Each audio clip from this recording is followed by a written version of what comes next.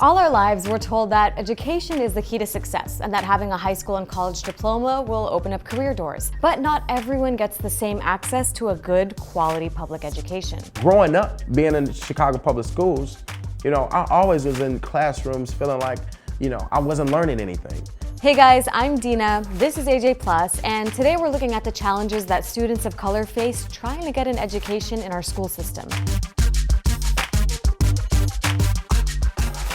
People of color make up 40% of our student population, but only 17% of our teaching force. And that's a major obstacle preventing students from getting an equal education because a lack of teacher diversity impacts student performance.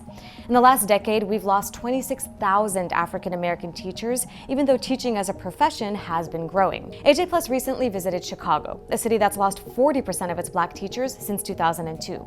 We spoke to G2 Brown, a community activist there, who told us how the schools have changed in his lifetime. Went to elementary school with a diverse teaching staff, so I had the veteran black teachers, but I had white teachers. I had a Puerto Rican teacher, right? I had love from all shades, but I was able to look at a teacher and see myself, which is dangerous today because with the advent of privatization, black teachers are disappearing from the public school system. And so that's my son's reality. This is also the reality for students all over the United States, including New Orleans, which has lost more than 60% of its black teachers, and Los Angeles, where there's been a 33% decrease since 2002. So why is this happening?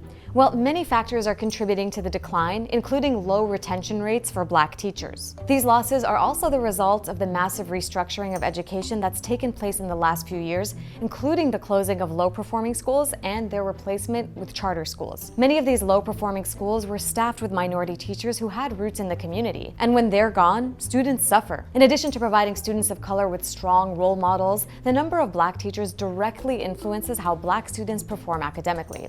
It significantly decreases the likelihood of black male youth from dropping out of high school.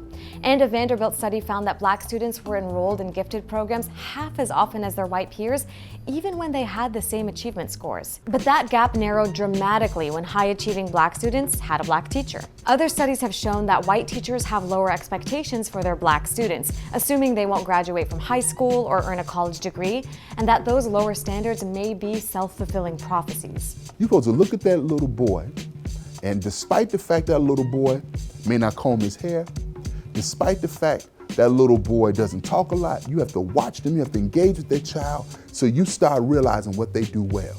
Then you use what they do well to build their sense of self, and then you begin to challenge them to do more. The number of minority teachers also impacts how students of color are disciplined. And discipline plays a critical role in this equation because it determines whether or not students are in the classroom at all. You may have heard of zero-tolerance policies, a trend among schools to crack down on minor infractions with harsh penalties, like suspension for being late or violating the dress code. The rise of these policies nationwide led to a doubling in the number of students suspended between 1974 and 2001. Zero tolerance also resulted in the increased presence of police officers in schools, which is another part of a trend you may have heard about, the school-to-prison pipeline.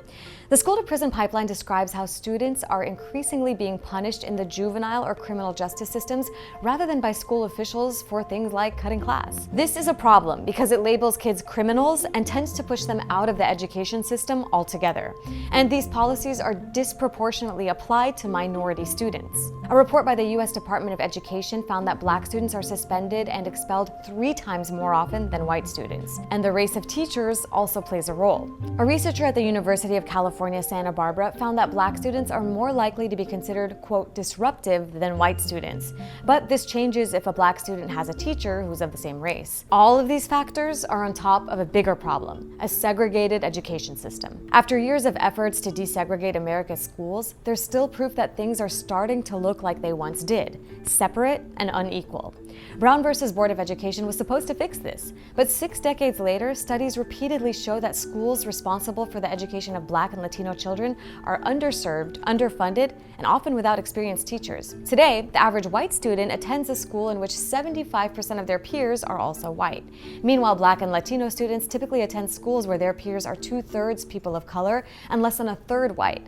That means that schools today are almost as segregated as they were in the 1960s. So what happened exactly? Well, in short, there was limited oversight of these desegregation efforts. In 1971, the Supreme Court ruled U.S. public schools could be desegregated through busing, and it worked. Minority students began performing better academically at integrated schools.